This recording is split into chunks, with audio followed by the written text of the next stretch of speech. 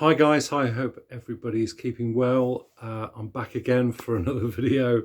Another trawl round a record fair. Another one I wasn't particularly anticipating doing, but I got a message from Ben on, I think it was last Friday, to say that there was one in a little town in the Cotswolds called Chipping Norton, at the Fossway. Anybody local to that area will know it obviously very, very well. Lovely to get up there, sort of Stowe and um, all those in the Marsh, all those kind of lovely little Cotswold villages around that area.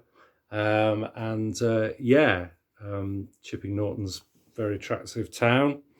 I was happy to go along. The organizer was a guy who works for Oxfam, so I was kind of tipping that it was going to be very much charity orientated. Not that there's anything wrong with that, but knowing Oxfam as I do, their stores and particularly their vinyl doesn't come cheap. You don't get any bargains as such. So I was tipping I wasn't going to be able to do much negotiating or anything like that. But by all accounts, I think it's the second one that they've run from the town hall there, and it's a lot of local vendors that participate and sell there. I just thought check it out. It was a nice day, and I set off. It was about an hour away from here in Solihull, so it took me about hour 10 minutes to get there. And had a look. Got there. There was actually 2 floors. So there's the main event itself, which was actually free to get in. There was no charge on the door, which kind of makes a refreshing change, because with a lot of fairs these days, they normally charge at least a quid or a couple of quid to get in. So it was free, which was nice to see.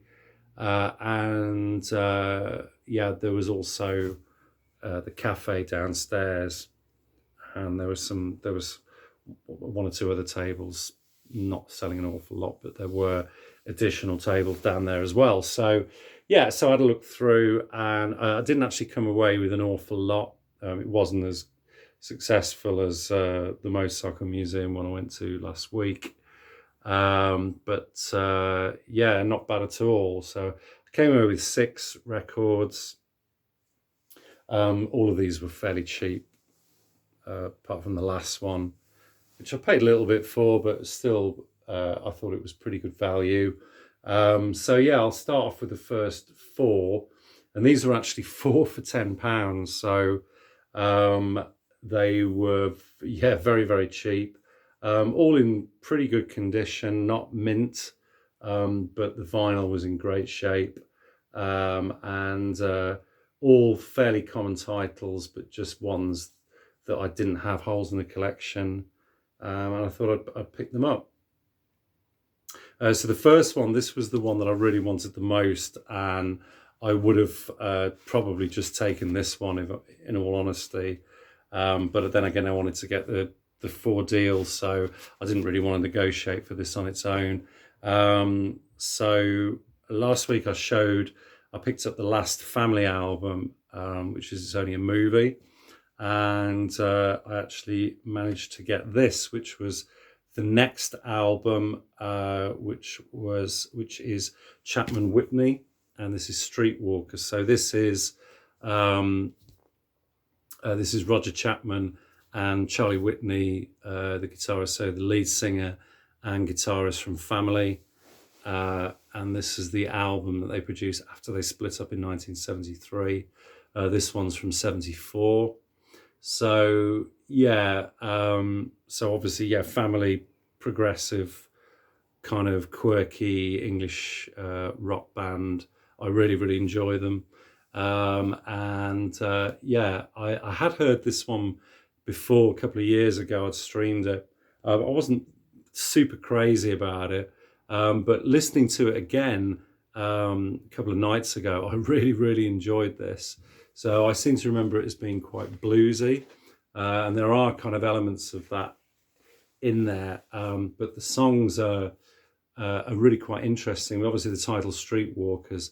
There seems to be a theme running through this. There's a lot of the songs are about kind of street life, Parisian street life, with kind of curb crawlers and sort of nightlife and so on, and a kind of take on that atmosphere. You get that kind of sense of atmosphere listening to it.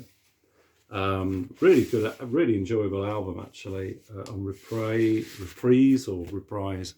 I'm quite sure, never quite sure how you pronounce that, but yeah, really, really enjoyed this. So got Rick, who's on this? Rick Gretsch on guitar, Godfrey McLean, John Wetton on bass. So yeah, I mean, in a way, it's almost like a kind of family album, but all in name. So yeah, interesting listen, very, very cheap and in lovely condition. Was happy to pick that up. Okay, and then I picked up a couple of the next three are all Focus related. So this one's one I've had on vinyl a couple of times. Usually they're beaten up to hell. This one's VG plus.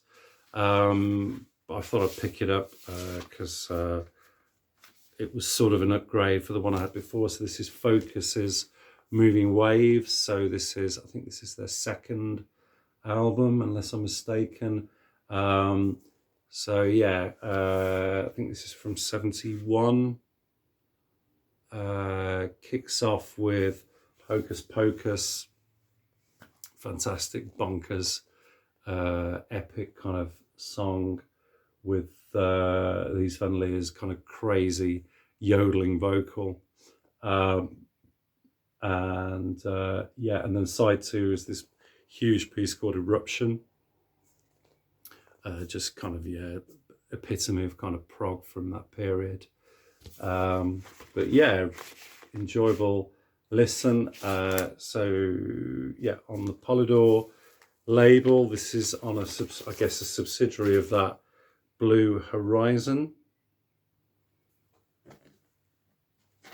which I've never seen before actually. So normally all Focus releases from that time are on Polydor. So but interesting variants, I guess, there. And then I also picked up this, and I've never heard this. This is Hamburger Concerto. And I normally see this and it's absolutely just wrecked because it's got one of those lovely unipacks, which we all adore, don't we? Quite a thin sleeve, but not ripped, and quite clean corners. So this is from 70, is this 74? I think.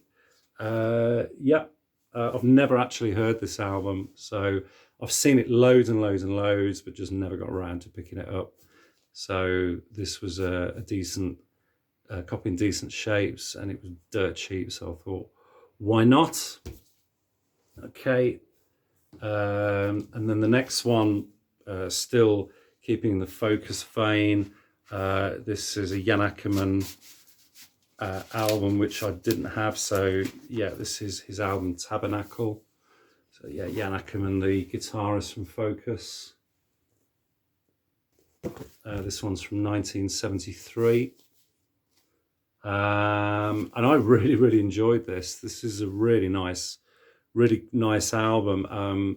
It's playing quite a few. It's sort of it's got a medieval kind of sound on sort of classical guitar and so on. And then there's a kind of funked up version of House of the King, which is interesting to listen to. Yeah, and just really, really, really enjoyable listen.